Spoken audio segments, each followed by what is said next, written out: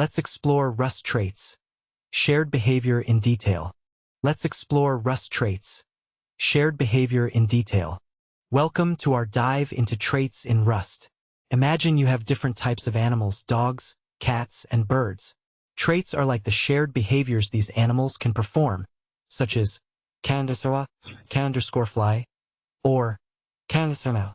These traits define a set of methods that any type can implement, acting almost like an interface.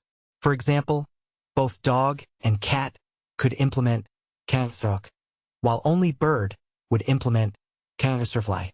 This allows us to write functions that work with any type that implements these traits, enabling powerful generic programming. Traits also allow for default implementations, giving you flexibility in how types can conform to a trait's requirements. So whether it's walking like a dog or flying like a bird, Rust's traits make it easy and flexible. Welcome to our journey into Rust's powerful feature traits. In this slide, we're going to define a trait called sortable. Let's dive right in. Open up your text editor and create a new file named. Inside this file, we'll define our trait using the keyword followed by its name, which is sortable here. We'll leave it empty for now because traits can have associated types or methods, but let's keep things simple. So you should see something like this.